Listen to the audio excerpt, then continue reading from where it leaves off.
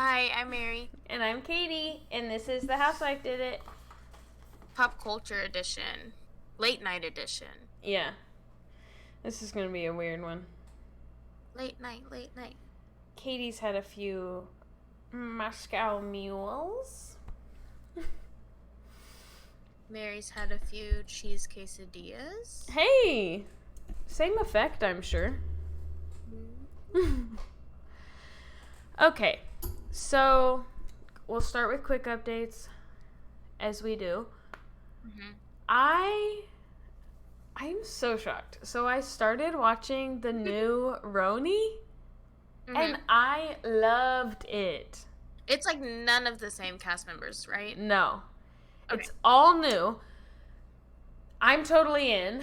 So for a pilot episode with like an all new cast, I'm surprised that I'm like already interested in their drama.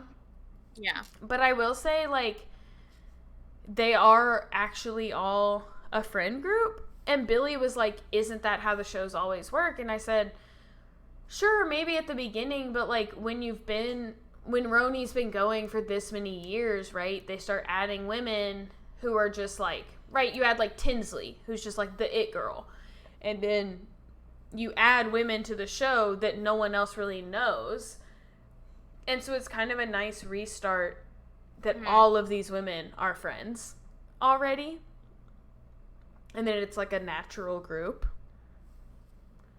So I think there's only one episode out right now, but I'm into it. I think Bryn is, first of all, very hot. But also, she's hilarious. Mm-hmm. Jenna Lyons is so weird. Mary, I think you would love her. But she's so weird. Very weird. She's like kind of weird. And mine. Like, she's like, so she's in fashion. She's like a little bit political, you can tell. Her loft is described as maximalist. Yeah, and she's like, she's just kind of goofy. Like, she's just a little bit weird, and maybe she's in my maximalist Facebook group. Maybe. But I don't know yet. Also, there's one I can't decide on. So, Erin, I like thought like she'd be my girl. Like, we'd be in it. And people on Instagram still really like her. But I will say, so far, all of the drama of episode 1 is surrounding her, which is usually not a great sign. Yeah. When you carry the drama with you. But, we'll see. We'll see. Yeah. The rest, we'll see what my verdict is later on. But so far, I'm not blown away, I guess. Also, no surprise, but Sonia and Luann's show is hilarious. It's just, like, really feel good and, like, fun, which is nice. I think Bravo has become very serious since Scandival. And then even, like, the Summer House reunion was, like, really serious and, like, sad. So, it's been fun. Sonia's just a fucking... She's just chaos, man. Which, of course. And, like... But they're so funny together. Yeah. And then, next up on Bravo News, the most interesting of the Bravo News, of course, is Graham Gate. Yes. So, yeah, apparently Rachel dropped Graham off at a shelter due to his biting problem. Vanderpump... I heard it a little bit differently. Well, so... As of today, there's new information out from Rachel's mother. Oh, okay. If that's what you're talking about. No. Oh, okay. What did you hear? I had heard that she dropped him off at the shelter, like, in light of her having to go to somewhere where she couldn't bring him. And that once he was in the shelter, he was marked, like, at high risk because he was a biter, and that's how Vanderpump Dogs like found out he was there, was because he had been marked like a high risk dog.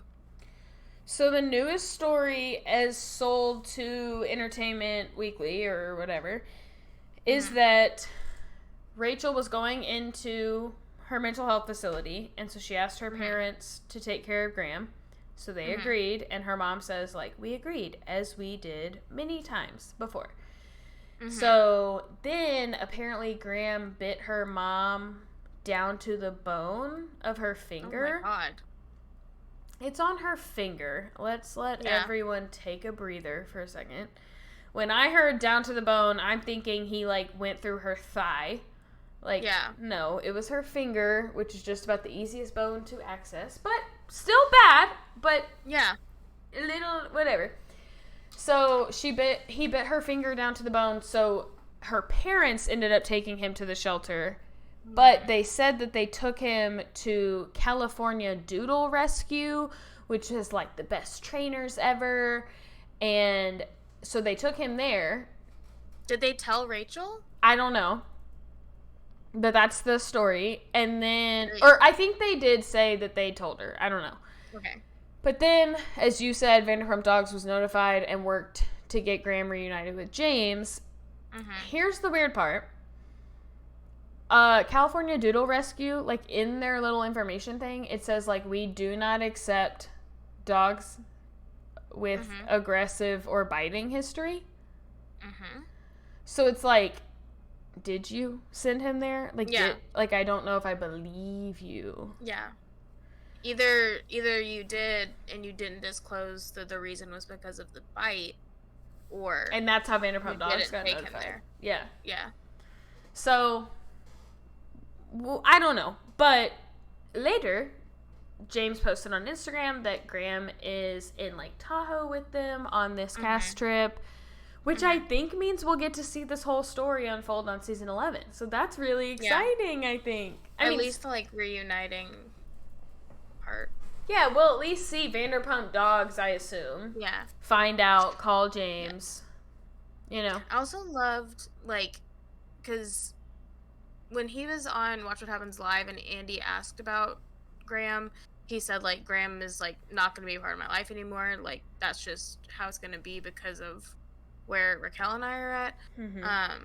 And so I'm glad that he is the one who gets to have him now, but I'm also glad, especially because, like, him and Allie have, like, 2 cats, like, that she, like, it seems so, like, smitten with Graham. Like, she posted, like, a picture of them all, like, cuddling and, like, her kissing Graham on the cheek and, like, just, I don't know, like, I feel like that's gotta be a tough transition to accept your boyfriend's ex-fiance's dog into your home that you have built with him and your 2 cats, and he has this, like, history.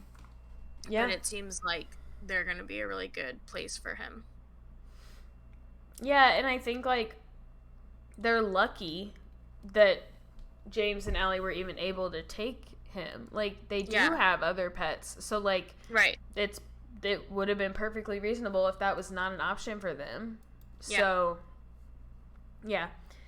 In James's Instagram post, he said, "Look who made his way back home, back into my life. I'll take care of you forever, and I love you."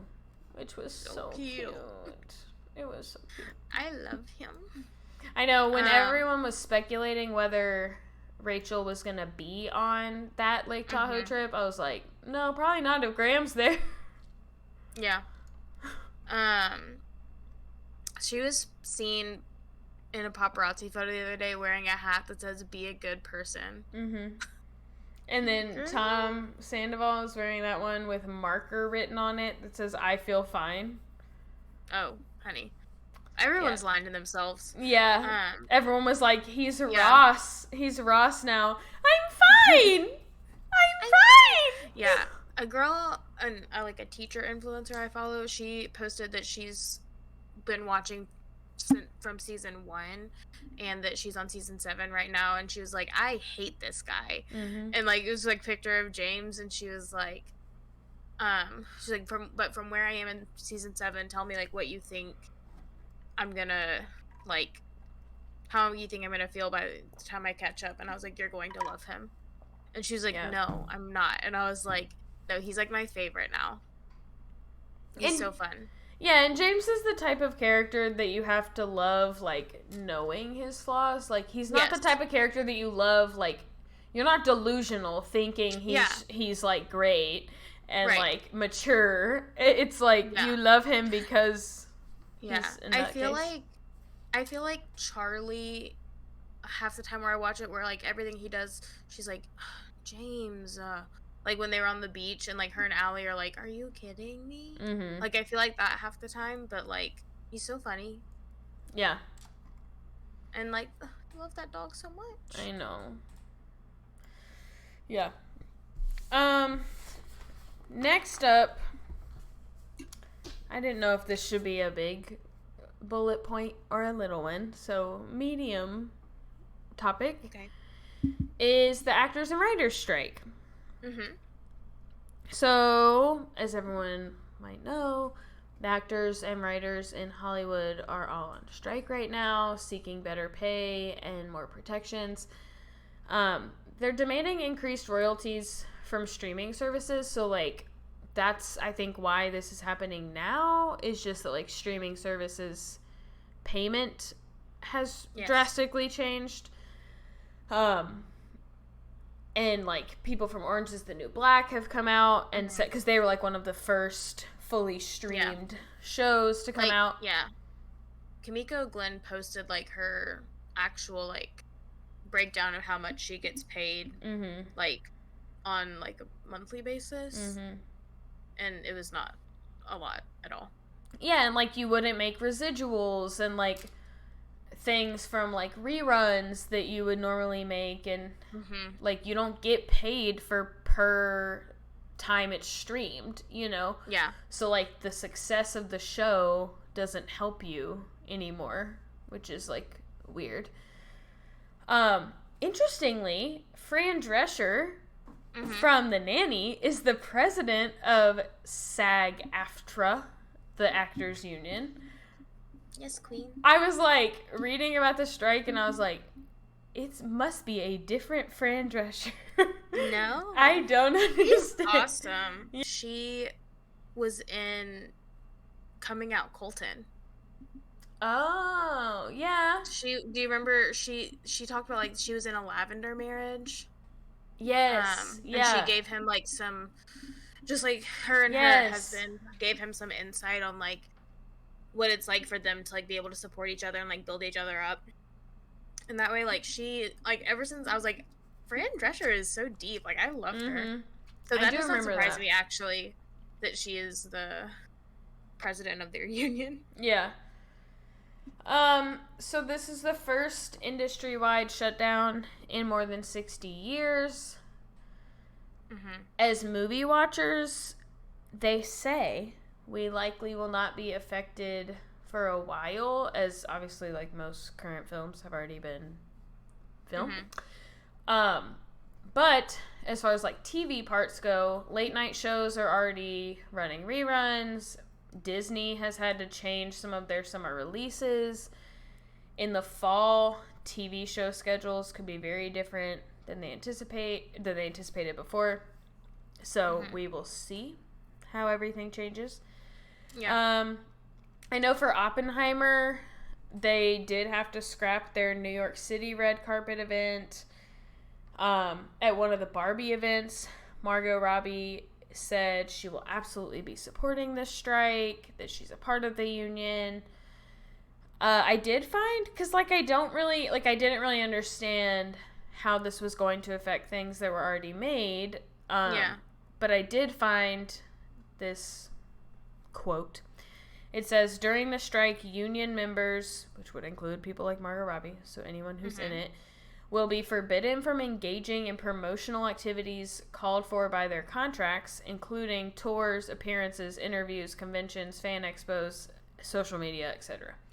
So that would explain why Oppenheimer's red carpet was scrapped, but I don't know, like, in all technicality, like, when the strike started, so, like, maybe that's why Barbie events were able to happen. Yeah, I was gonna say, you're absolutely supporting the strike, like, that's wonderful, but, like, yeah. You've been doing a lot of stuff, girl. And I know that, like, a lot of their appearances and stuff were, like, again, already filmed, so they can air those and stuff, as far as, like, social media things, podcast, guest appearances, whatever. Yeah. But I haven't like looked today to see if Margot Robbie has like posted anything about Barbie, and I don't know like how strict that is, but yeah. I am interested to see like how it affects everything, because when I like binge watch something, I like to binge watch something that is already completely finished. So I binge watch a lot of shows from like the 90s and 2000s and 2010s. And the last two shows we've binge watched were Nip Tuck and Girlfriends, and both of them were affected by the last writer's strike in 2008. So Nip Tuck, they just started letting like anyone else who worked on the show write the scripts, and they were awful. And in Girlfriends, they had to end the show early, and so there's like no resolution in the end. But it's like interesting to see in that situation with it's just the writers, like how they handled it. So now that it's like everyone, I think that'll be. I feel like a lot of shows are gonna end up being like just fully canceled, which sucks. Yeah. Probably. Yeah. All right. On to Claim to Fame. Yes. Did you watch it? I did. Okay. So we begin by seeing Shane showing her side of the house, Carson's clue. I know you said this last time, but I really feel like I'm talking about Big Brother. At this point, like so much gameplay, sides of the house. They use the word floaters in the last episode. So Shane's side of the house is Shane, Monet, JR, and Gabriel. They all have a lot in common. Why is it like this? Is what I'm asking you. You were texting me. Why is there a racial divide? Yes, you were texting me and you were like, why will Chris not align with any of the people of color? And like, why? Why is that seeming to be true? Because he's a Mormon. Not just Chris, but I mean like Chris, Carson, like all of them have like. Chris is a Mormon, and Carson's whole family is NASCAR drivers. NASCAR is not a great. And Olivia's celebrity relative is an anti-vaxxer, so. Yeah. Okay, so they picked like really, really worst white people. Got it. Yeah. Cool. And then they've noted that the floaters are Hugo and Cole, which Hugo is white, but however, he has a family history of Democrats, so not that they know that, but yeah, whatever. Anyway, so she shows them Carson's clue, and they guess, Monet and JR guess Jeff Gordon. And so they ask Gabriel to confirm because he's from North Carolina and Jeff Gordon is from North Carolina. And he's like telling them, he's like, oh my gosh, yes, that is exactly right. Like, everyone I know's mom had that number 24 up on their fridge. Like, everyone I know loves Jeff Gordon. That's exactly who it is. And then in his interview, he admits he's lying because he wants to keep it close to the chest and not let them know that he knows who it actually is, I guess. Okay. Does he, say who it actually is? I do remember someone saying Dale Earnhardt Jr. But I think it was Olivia. But I don't think it was Gabriel, yeah. But he just says, like, I know it's not Jeff Gordon. I'm not going to tell them. Okay. But I do remember somebody bringing up who it actually was. Also, this far in the season, you can find all of their relatives online, so I'm not gonna keep warning you. Okay, cool. People. This week we had another team challenge, so they were split up into groups of 3, and then they were blindfolded and made to wander around a yard full of statues feeling them out, and then guessing what they were. And each team had a team captain, and they would have to like call out to the team captain like, okay, I feel like a shrimp, and then the team captain would have to lock the answer in, and Kevin Jonas would write it down. And they also told them that the statues were clues for each contestant, so that we got to see a little more strategy. Mm-hmm. Yeah, I really liked this because like we Mm-hmm. saw like Olivia and other people, but like basically Yeah. choose to throw the competition, or at least like when they would feel what they thought was their own, they Mm-hmm. were like, "Ooh, I'm not gonna say that one out loud." Yeah. So it was nice. Sammy thought it was funny when somebody called Yes. Carson over, and they're like, I think this is a tire. And she was like, yeah, it's a tire. And then in her interview, she was like, crap, that's mine. And Sammy was like, you're the team captain. Don't lock it in. Like, Yeah. say, I don't think it's a tire. They cannot lock it in without you. Yeah. Um, Stupid. so yeah, that was silly. But there were some that were like really obvious. Like there was the tire. Mm-hmm. There was also there was one that I thought was really obvious for Hugo, but I can't remember what it was. But then Cole was like, there's a slice of cheese, and I think that's mine. And that does, I cannot figure out what that would have to do with his relative.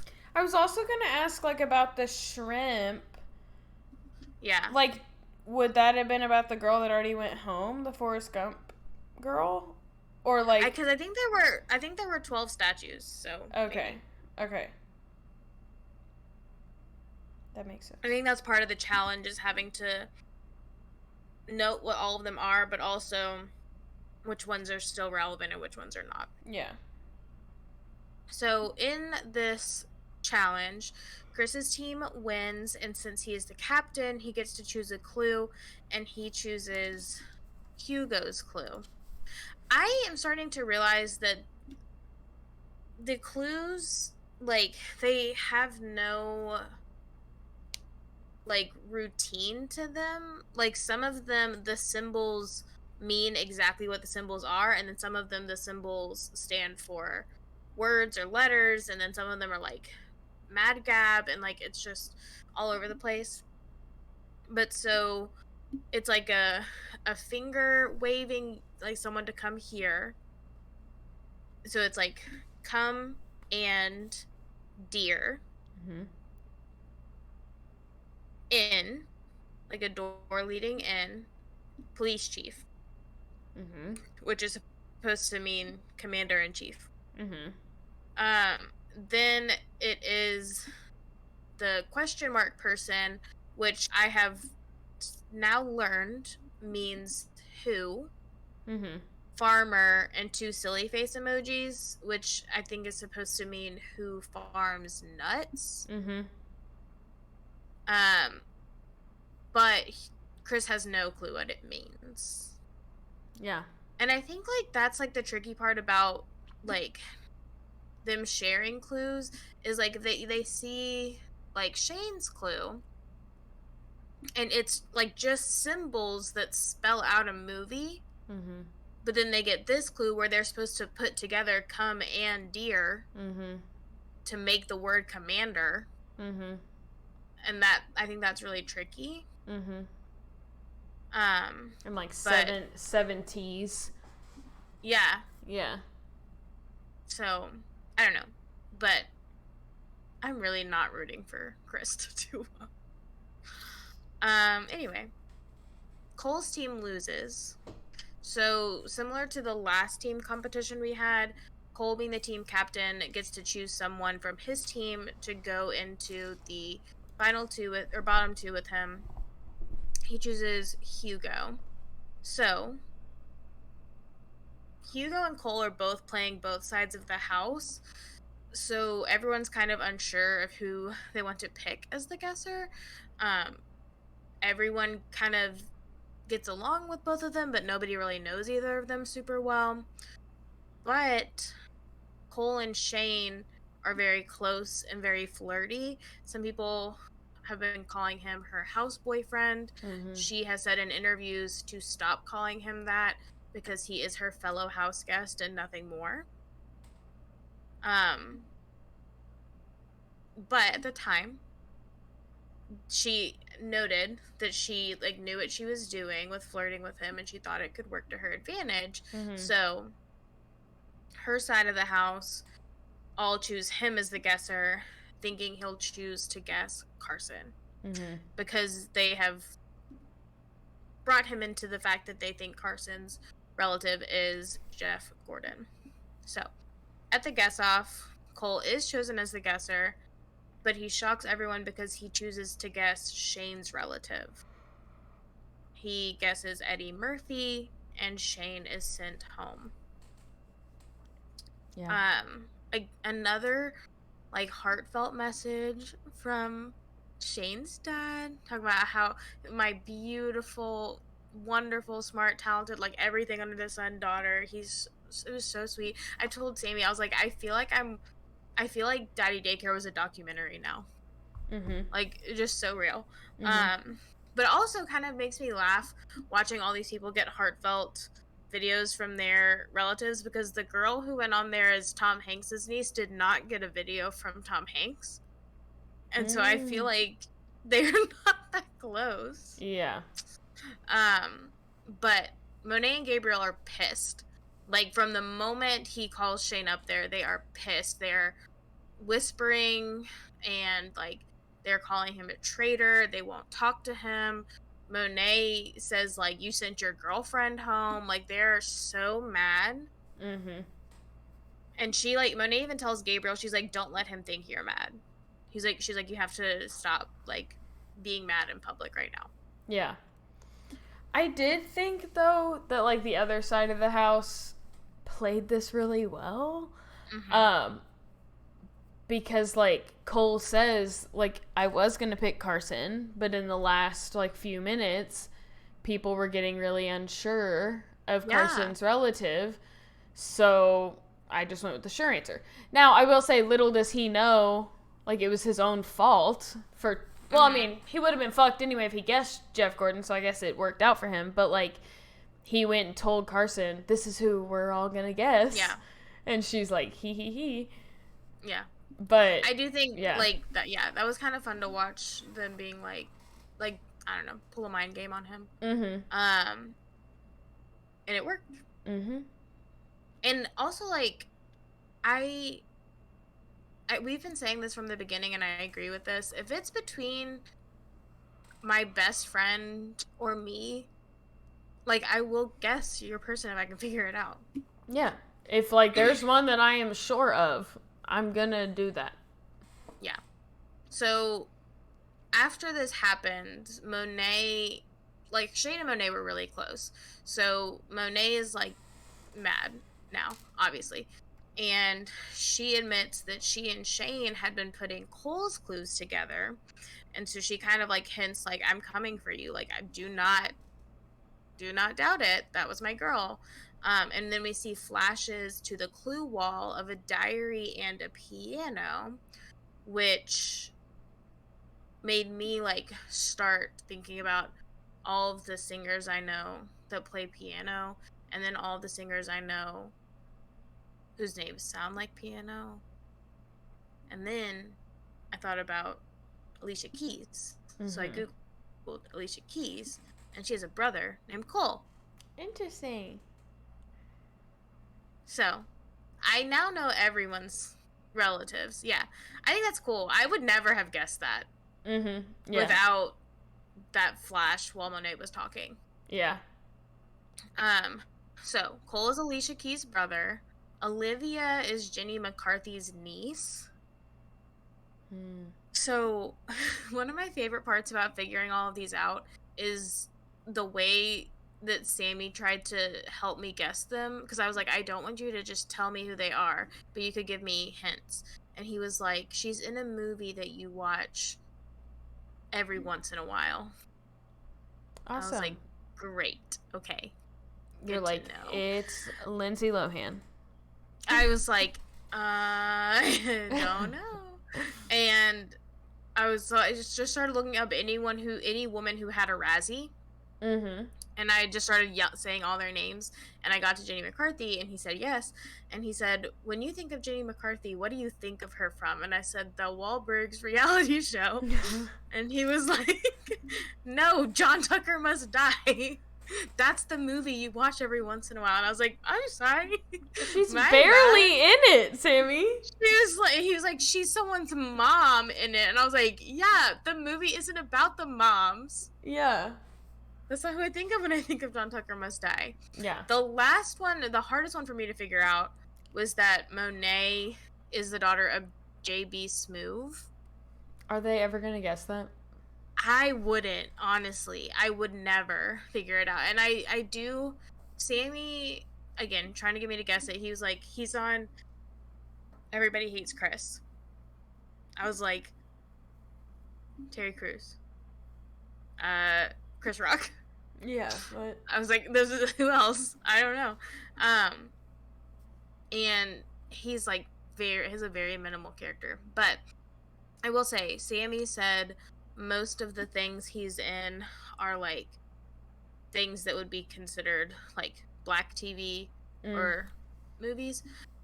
So I do wonder if Monet's side of the house will be able to guess it. Yeah. Quicker than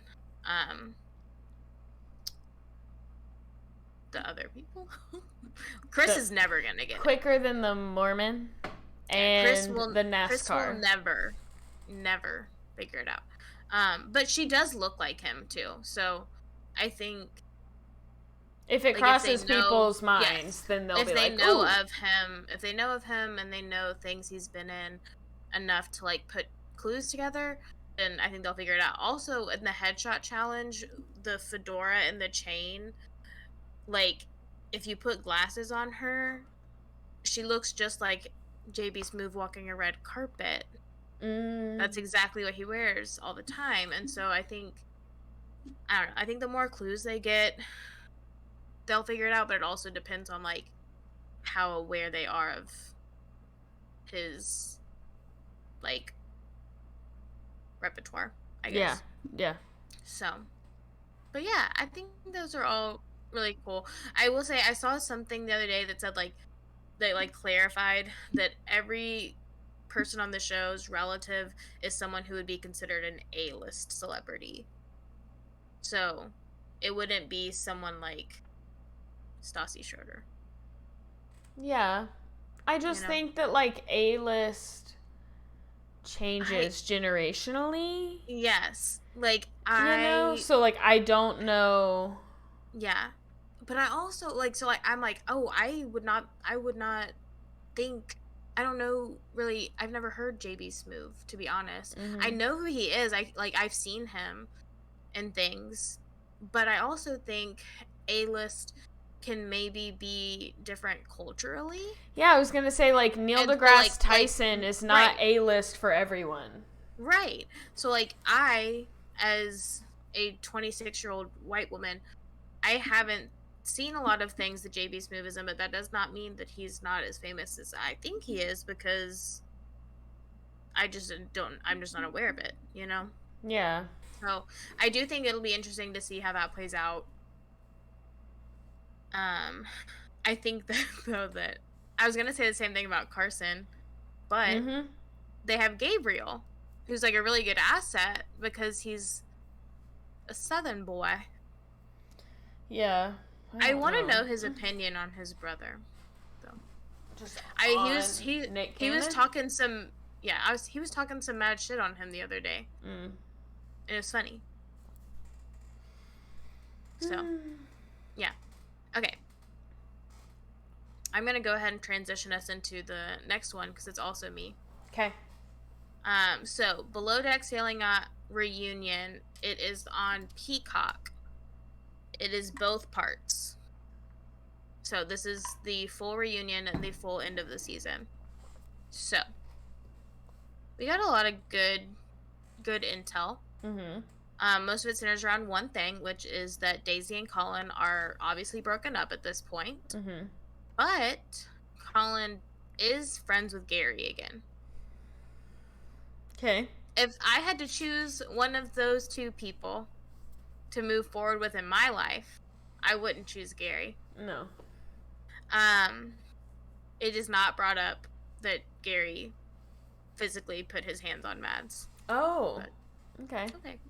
I'm just gonna skip that. Fine. Anyway,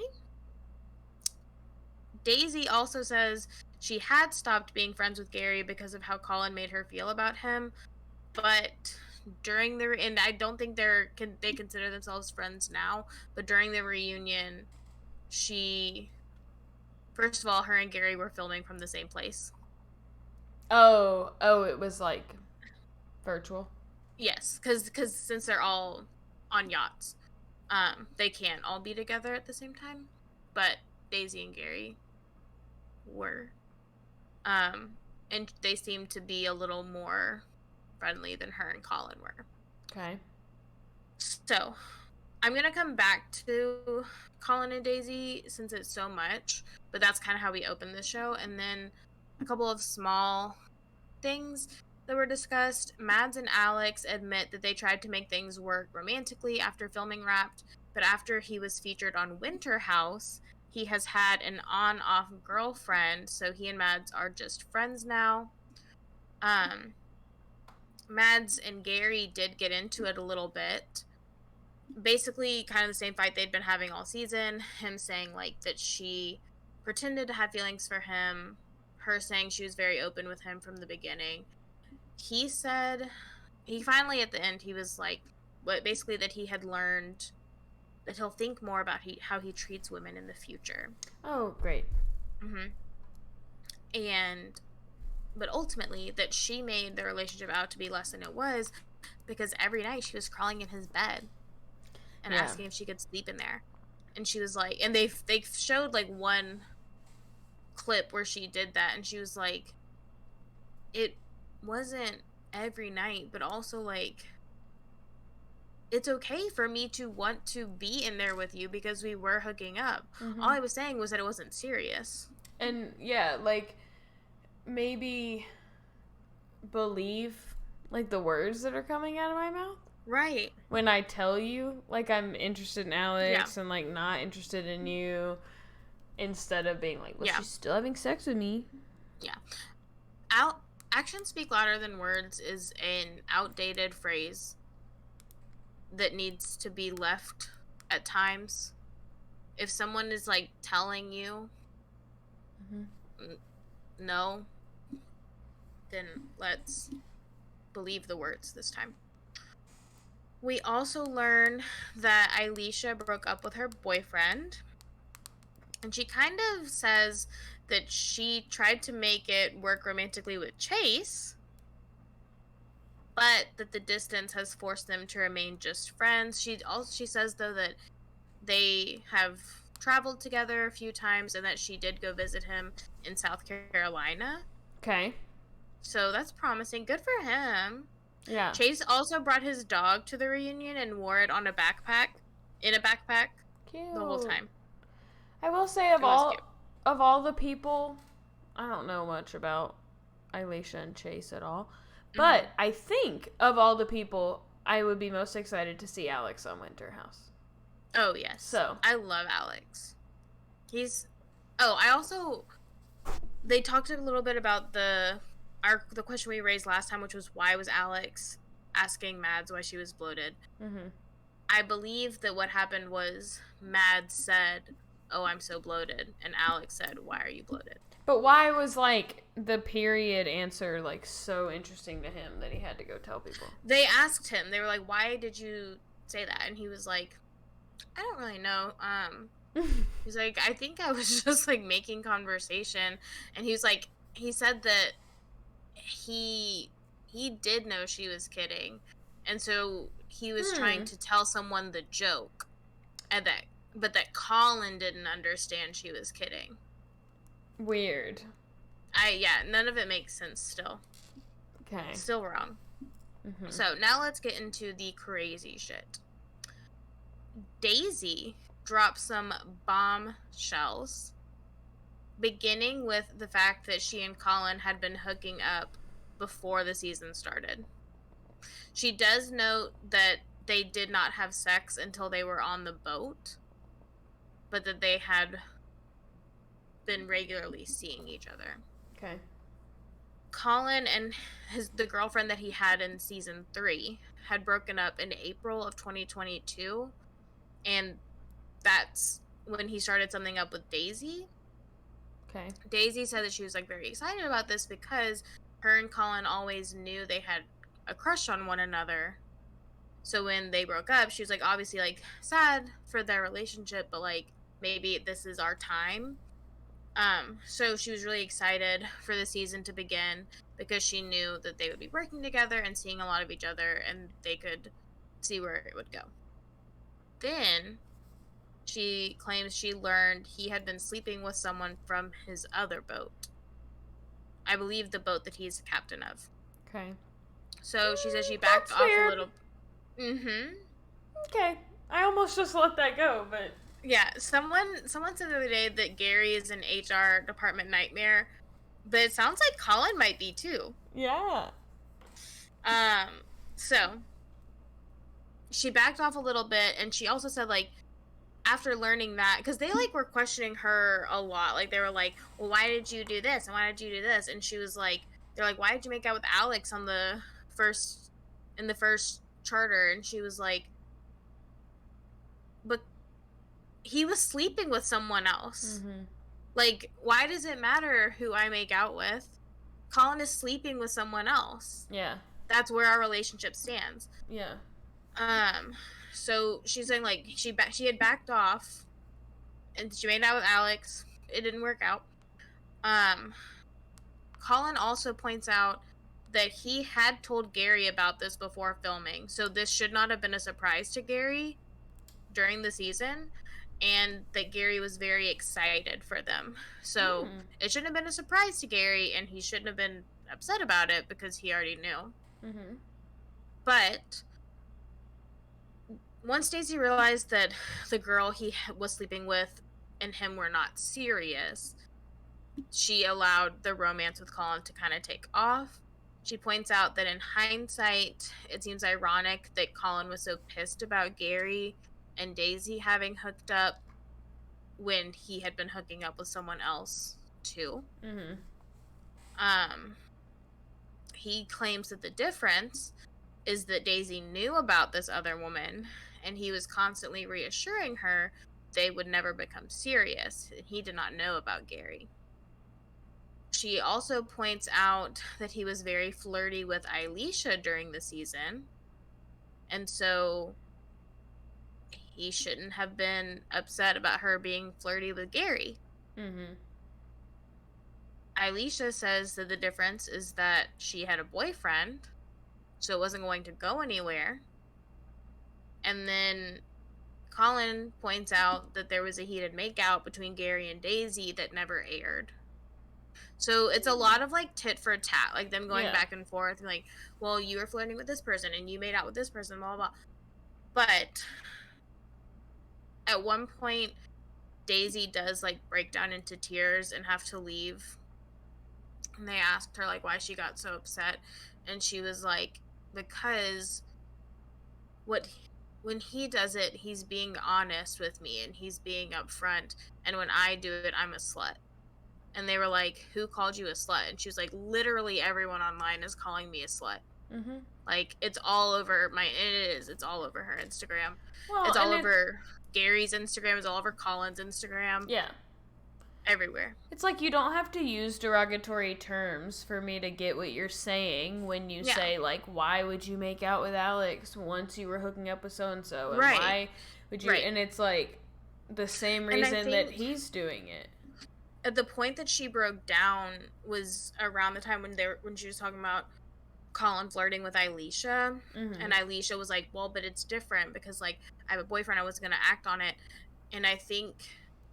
if we think back to the episode where Bonnie came to visit, Elisha was talking about how, like, Daisy wanted to have her cake and eat it too. She wanted Gary and Colin. And it was Elisha talked about it for quite a bit. So it obviously wasn't okay with her. But Colin can flirt with Elisha while he's flirting with Daisy, and that's okay.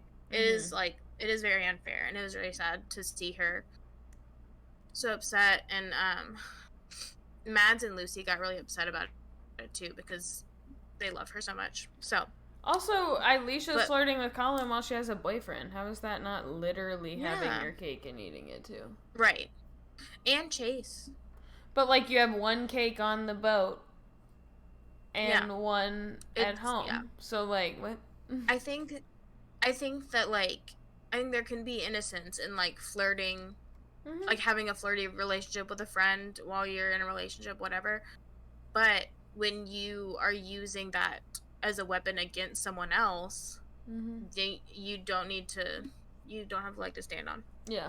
So, like we saw on the finale, Daisy and Colin did try to make it work for a little while after filming. They were together for a bit, but Colin broke things off because he said it was becoming toxic, and Daisy agreed that they were triggering each other. Okay. Um, then Colin pretty quickly got into what he and Daisy both call a serious relationship with the woman he had been sleeping with at the same time as he started hooking up with Daisy, and is now Mm-hmm. steadily dating her. Of course he did. Daisy was very upset about this. She most notably they kept asking her, like, why are you upset about that? Like, y'all are broken up. Why do you care? And she was like, one, I just told you that he spent the whole beginning of this charter season telling me that he would never become serious with this woman, Mm-hmm. and that it was nothing. And so I kind of feel like I got in the way of something. Mm-hmm. And like, but besides that, she said that she found out a few months into Colin's new relationship. She found out about it through Mads. Mm. So she didn't know for a long time. It was also upsetting to her. She also at one point points out that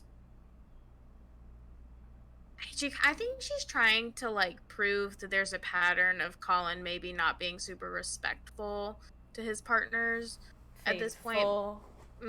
Because she points out that Colin hit on her several times during season 2 when he had a girlfriend, and that it made her uncomfortable because of his relationship. So, like, one specific thing she mentioned was that on, like, the last night of their season in season 2, they were all out to eat, and Colin told her, like, you if I didn't have a girlfriend, I would want to hook up with you. And she was like, that's not appropriate. You do have a girlfriend, and Mm-hmm. you shouldn't say that to me. He says that it was totally innocent because he has always been very open about having a crush on Daisy, and so she should have known he was going to say something like that. Mm-hmm. I I will close with this. Again, there's a lot of, like, tit for tat. Do I think that the Daisy did nothing wrong? Kind of. I do think that she had some actions that hurt people, Sure. you know, but I don't think that she did anything maliciously or, like, with ill intent. I think that when she was making decisions, she was making them purely for herself Mm-hmm. and, like, what she needed and her happiness. I also think, though, that that's what Colin was doing. Yeah. And I think that coupled with what we know now, I feel like a lot of people online, I am seeing it every time Daisy posts something, because I follow her on Instagram. She's perfect. Every time she posts something, all the comments are, like, about, like, how Colin is such a great guy and, like, how wrong she did him and whatever. But I would argue that they were doing pretty much the exact same thing to one another, Mm-hmm. now that we know all of this. And he's really not that great a guy. Like, Yeah. he's maybe not a bad guy, but he is at the very least average.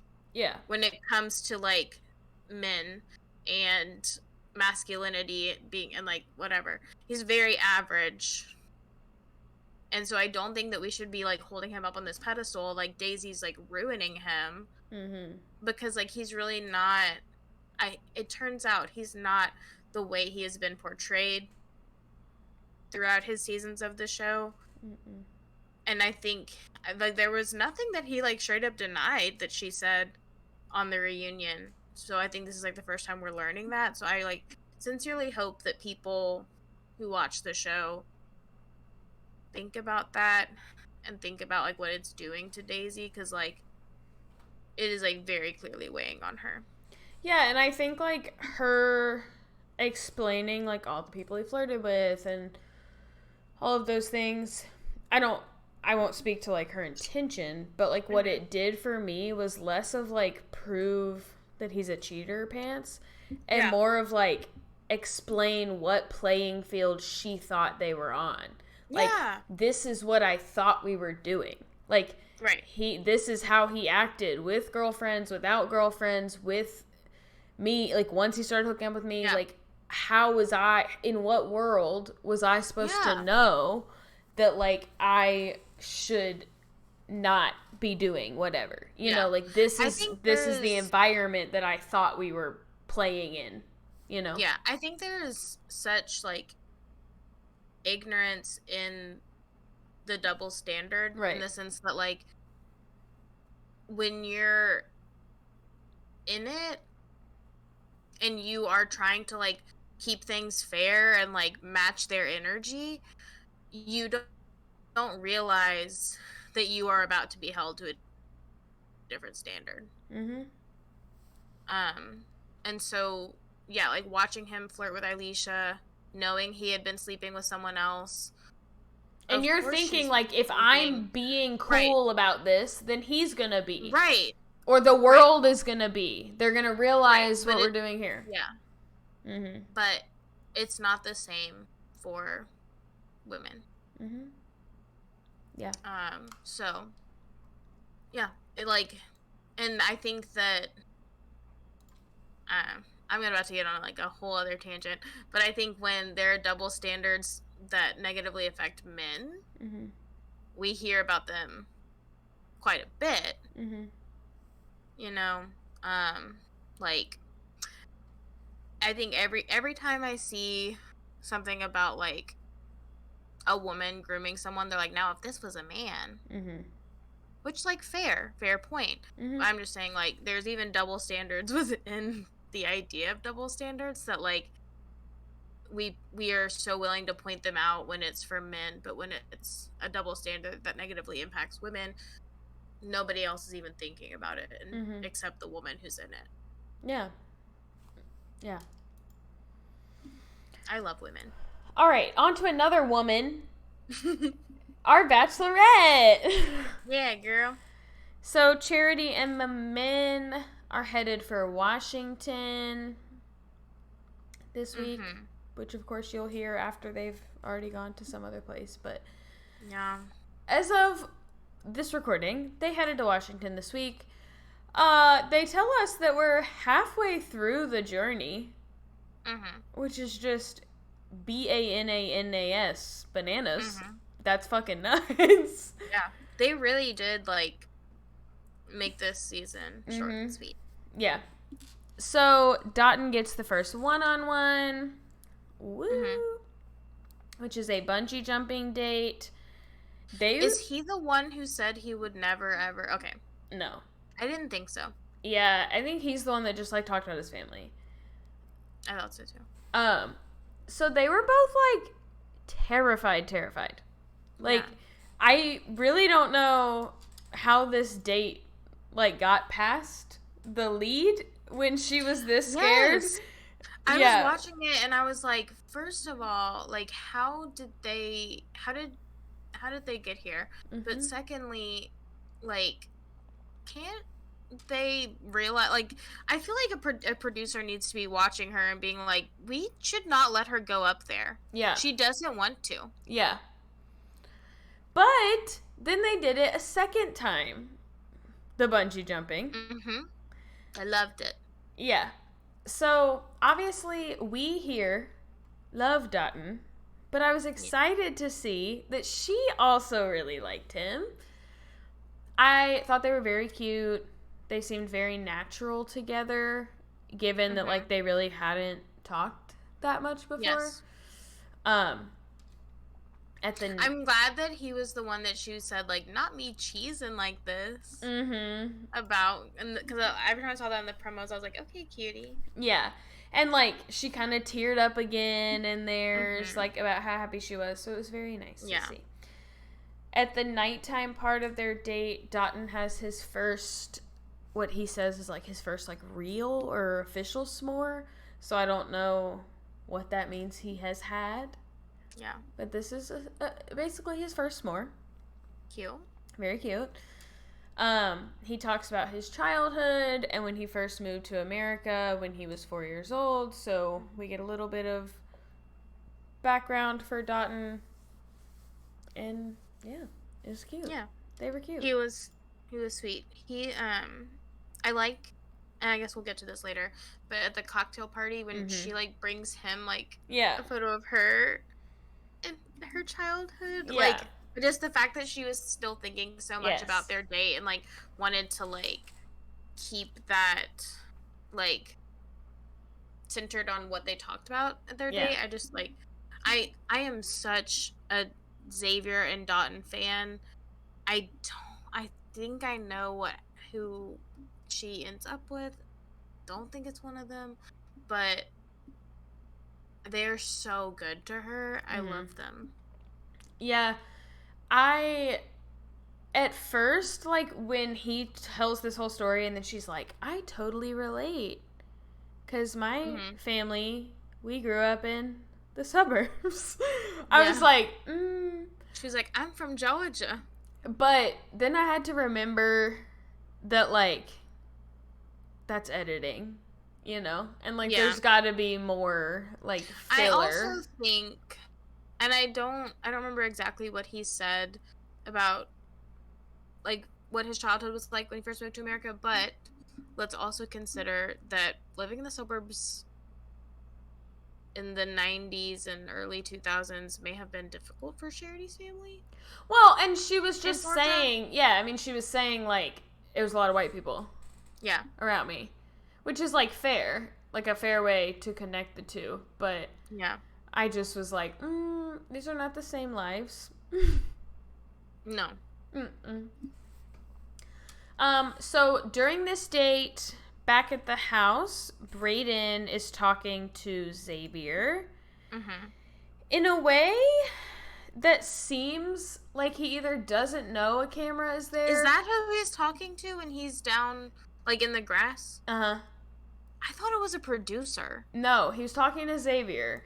Because the way he was talking to him, like, sounded like Xavier was going to do something about it for him. No, but yeah. Like, not like Xavier, but, like, the way Brayden was talking. I thought he was talking to a producer. Yeah. So he's talking to Xavier, but, like, he's saying things that make you think, like, ooh, he doesn't realize he's being recorded. No. But then also, he's, like, turning around a lot, like, looking in the direction of the camera, or, like, maybe trying to see if producers are coming or something. But yeah, I don't know if he, like, knew there was a camera and just kept talking. I don't really know. It was weird. But I think he's just stupid. Yeah. But then he says that to Xavier, he says he wishes that sometimes that Charity could turn it off, like, not always be the Bachelorette, which I think is, like, a fair desire. I think as a standalone comment, that would be fine to say. Yes. Brayden never shuts the fuck up, as we've said. And he just, like, always has to be talking to someone about something. Yeah.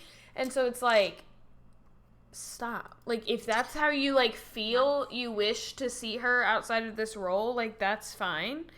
But, like, telling the other guys that also don't get to see her outside of this role Right. is, like, weird. So, Xavier gets the next one-on-one date. Woo woo. A win for Mary. Yay. But before that, the other guys go on the group date. It's the Scamania Scouts. Cuties. So little Girl Scouts with some challenges for the guys. First challenge, the guys have to go out into the woods and find something for Charity and the girls to eat. And good news is, these are the types of woods that have nuts, raw beets, and pots of mushrooms laying around everywhere.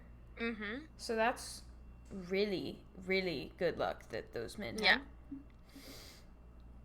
Aaron brings back a frog, talking about frog legs, which I thought was really cute. I thought that was so impressive that he was, like, making it about being from Louisiana. The girls thought that was yucky. Yeah, and he came back with something that they didn't place in there. Right. Yeah. He, like, gigged for those frogs. Yeah. So the girls were not. Aaron. Yeah, the girls were not thrilled by the frog. No. But everyone, both the guys and the girls, were annoyed at Brayden because he's just standing there eating the raw beets that he got to feed to them in front of them pretty damn obnoxiously. Like, it was so gross too. Like, he was chewing with his mouth open, and, like, beets are notoriously, like, messy, like, stainy food. Mm-hmm. So he's chewing with his mouth open, and he's got, like, a mouth full, like, teeth all red, and it's so loud, and it could not have been good. No. Tanner says, do less, my dude. Yeah, I agree. So, I don't know why Tanner's still here, but I appreciated that. Yeah. So next, they give all the guys a wilderness quiz. All of the men agreed that they would eat Brayden if they had to eat someone out of the group, which was great. The last question was, how do you want this journey to end?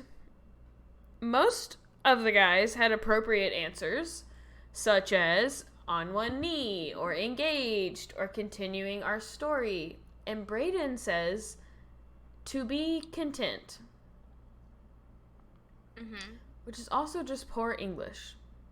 Mm-hmm. How do you want this journey to end? To be content. What? Yeah. I want this journey to end to be content. Stupid. In the long run, Aaron wins the challenges, and he gets to go to the kissing tree with Charity. Brayden is obviously butthurt. Although he says right before this, like, all the guys are acting like it matters how well you did, but she's gonna pick who she wants to pick. Anyway, like, it doesn't matter. And then she doesn't pick him. Yeah. So I feel like he set himself up. He's like, she didn't even pick who she wanted to pick. Yeah, all of a sudden it's based on skill. What the heck? So Brayden's butthurt, and he says, if she wants a cookie cutter dude, that's your cookie cutter dude right there. And let me tell you something about Charity. She does want that. We said the same thing about Sean last time. Like, I was listening to our podcast, and I got to that part, and my husband said, I would prefer Sean. Uh-huh. He said, I would rather go out with Sean. I'd rather be wine and dine. It sounds way better. And I would argue that Charity is kind of a cookie cutter girl. So I think she's so well-rounded. She's, like, so level-headed, and, like, she comes from a really good family, and so I think she wants someone who fits in with that. Yeah. And I think that all these men were like, well, if you want someone who's literally perfect, then and your dream man, then I guess you should pick him. Like, I will. Sounds good. Yeah. So they get to the nighttime part of the group date where all of the guys, except for Brayden, are all talking about their connections with Charity, thinking about hometown dates coming up. Brayden is listening into this conversation with a pretty, like, scummy look on his face. And then he tells the camera that it feels like the guys are naive with their perspective and that his relationship is more real than all the other guys. Of course it is. Yeah. But to the guys, Brayden is saying that he isn't sure how he's feeling and he's just still trying to figure out if Charity is someone he can see himself with. So he's telling us, the viewers, that like this is the most real relationship she has. I'm like it for her. But then he's telling the guys, like, me, I'm not sure. Yeah. Which, like, Aaron even says to him eventually, like, why are you always so pessimistic? Right. But it's like, when he talks to us as viewers, he seems so sure of her. So it's just weird. Brayden does tell Aaron that last week when he talked to Charity about him that Aaron, quote, did him dirty. Brayden says that at the end of this, he's looking for a connection with Charity. To which Sean reminds him that that is not what Charity is looking for at the end of this. That she is looking for an engagement. Sean is growing on me. Thank you, Sean. Thank you for reminding him what the fuck show he is on. Sean is like, you know what? I'll propose to her and I'll wine and dine. Mm-hmm. And I'll take her shopping. And fancy dinners. Mm-hmm. Charity walks right in on this tense conversation, which was really satisfying, actually. And she makes them all explain to her what's going on. She obviously then pulls Brayden to talk one-on-one. So Brayden tells Charity that the rose ceremony before, that she was mad at him for something. He was upset because she was mad at him for something that they had already talked about. This hurt him. And basically it's just like all around gaslighting her. Yeah. Girl, for a second there, I was like, she's eating this up. Like, she is buying what he is selling. And I was nervous. Yeah. Like, looking at her face, I was like, no. No. Yeah. But then, when she shows even slight frustration with Brayden, all she says is like, can you understand how that might be frustrating? Yeah. And he basically is like, I don't want to be here anymore. I don't think I will get to the point I need to in this environment. I'm out. Brayden is a titty baby. Yeah. Yeah. So, as she's walking him out, she does let us know that he was reminding her a lot of her ex, and let me know, who was worried, that she was not buying what he was selling. That he, much like her ex, was playing the victim and not taking accountability, which made me feel very good that she saw that. Not that I think Charity is stupid, but as we've said before, she's liking these men and falling for the cheese. Yeah. So I was a little nervous.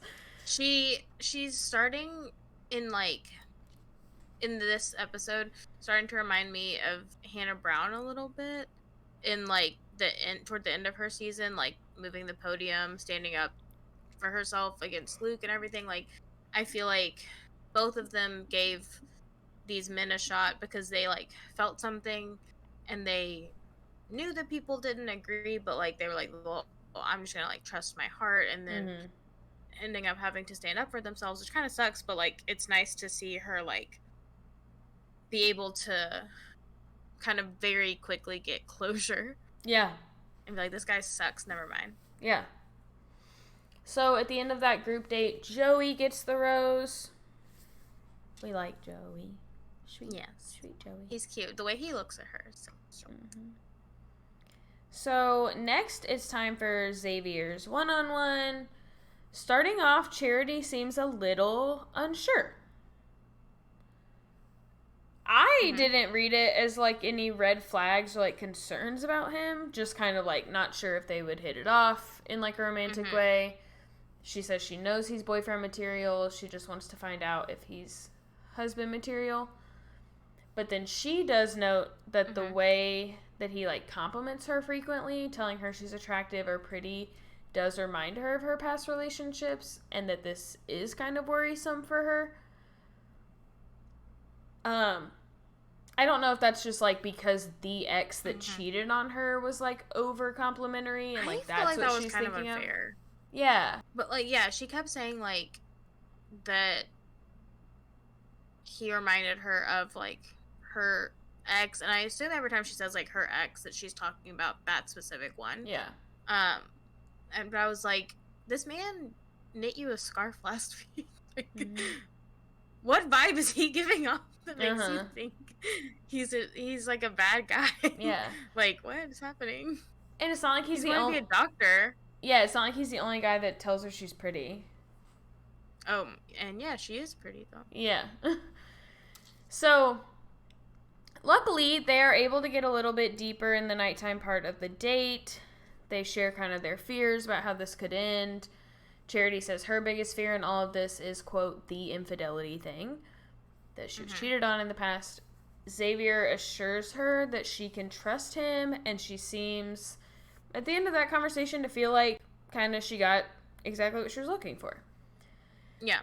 I will say, I like Xavier, and I agree with you that, like, maybe that was unfair to start with, but even a cheater is, like, going to tell you that they won't cheat. Yeah. So, I think... I understood it a little differently, I think. Okay. I thought that what reassured her was him saying that his biggest fear was, like, giving everything he had to her and not getting it back. Yeah. And I feel like it was less about him being like, oh, like, yeah, I totally understand, like, I respect fidelity, I wouldn't do that to you, and more about, like, her being like, oh, he's also, like, a little insecure about this and has concerns, and, like, I think that just made her feel like it was a little more genuine. Just, like, if he's able to admit what his fears are, then, yeah. Like, I thought, I think that's what she was, like, feeling better about. I think just, like, because of the nature of the show, like, I thought it would be refreshing to hear her say, like, you know, this conversation we've had, it's not necessarily going to make my insecurities about being cheated on go away. Yeah. But I feel good enough about him to explore it still. But it kind of seemed at the end like she was just kind of like, I'm sure of him now. And it was like, you know, like, good guys can, like, knit you scarves and still cheat on you. Like, it's not like... Yeah.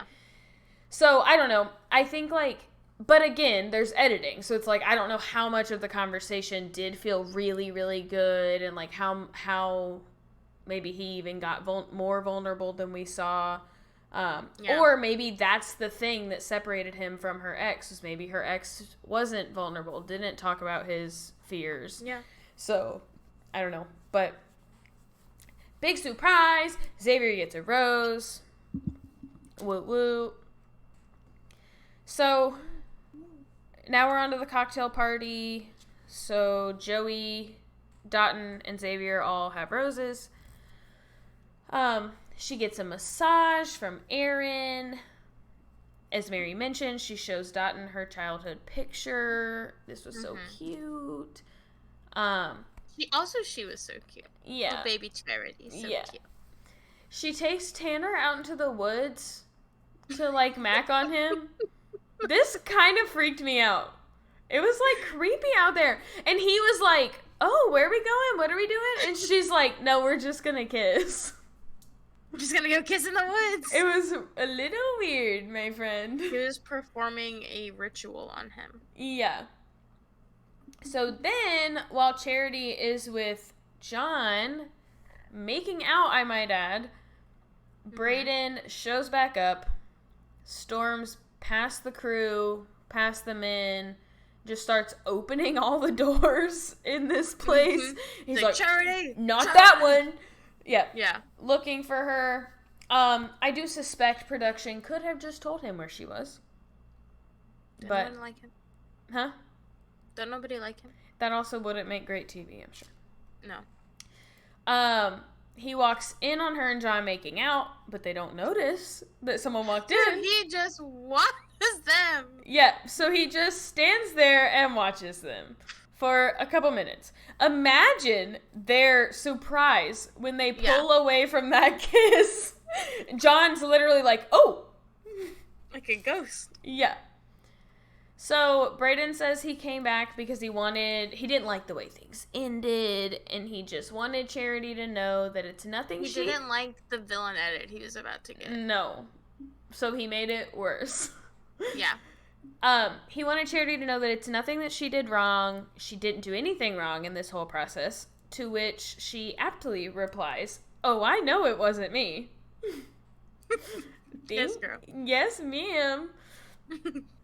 I think he can tell, like, right off the bat in this conversation, like, she's not missing him. She wasn't hoping for him to come back. And so basically he's like, yep, that's all. Just didn't like the way we ended things. Bye. And leaves again. So, like, the biggest waste of our time. Yeah, he showed up in a scarf and flip-flops, too.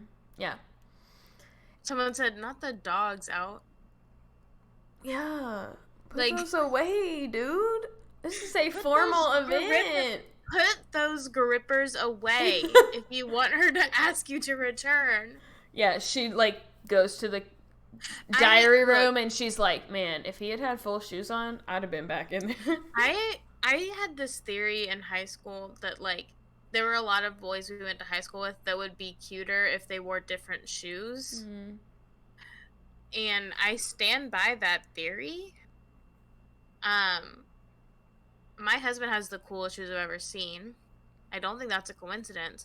And if I was on a dating show where I was in a tough position trying to decide if a man was worth my time, and he showed up in those frayed brown flip-flops, I would decide he wasn't. Not the rainbow brand flip-flops, Brayden. Get out of here. Like, the kind of flip-flops that men in the 2000s wore to the tanning bed with blonde hair. Frosted tips. Yep. So, Aaron tries to physically block Brayden on his way out and demands that Brayden apologize to John for interrupting his time. Cute. This is obviously not going to happen. Yeah. It was kind of cute. Like, they were like, apologize to John! Yeah. They were like, fuck Charity. Say sorry to John. Yeah. So after Brayden goes outside and, like, into the van, John, like, politely confronts him, reminding Brayden that John does not have a rose, and it would have been very important time for him to have with Charity, and then Brayden ruined it. Brayden's actually kind of receptive to John, but overshadowing that whole conversation is Brayden and Aaron still threatening to beat each other's asses, Brayden lunging at the guys, Brayden telling the guys they're all jackasses. John does try to stop the other guys and say, like, yo, this is my time. Like, basically, like, this is my fight. Like, I'm the one who's interrupted here. Like, shut the fuck up. Not happening. Doesn't go well. Brayden gets shipped off. Goodbye. So, in the end, going home without roses that night are Caleb, Michael, and which those two are no surprise, really. No. And John. I am not only so sad about John, like, I liked him, but also, my season lineup is literally fucked. Mine too. I have one man standing, Mary. Me too. No, I do too. Oh, great. Yeah. I guess I think it's the same one. Yeah, I'm sure. I guess I shouldn't beat myself up, though, because there's literally only 6 guys left. Yeah. I was surprised she sent John home after macking on him for so long. I know! She was spreading her red lipstick everywhere. Way to let him down easy, Charity. Yeah, that's how he left your ass? Well. Yeah. That's all we have. I don't know if it's too late to join our Rose League, but if you did, you could beat our asses. Yeah, probably. At this point. It's not too late. You just wouldn't get very many. Oh. there. Because you don't get any from, like, the previous episodes. And we've already built up quite a bit. Yeah. And I'm winning. Woo! Yeah. Yeah, I kept being like, why is she still picking Brayden? Like, he's going to get negative points, but, like, he's also going to get screen time, so. Because he gets points for every time he says a cuss word. Mm-hmm. He gets points for every time he fights with someone. Mm-hmm. So, I knew what I was doing. Yep. All right, well, that is all we have. Actually, I have one final question for Mary. Oh.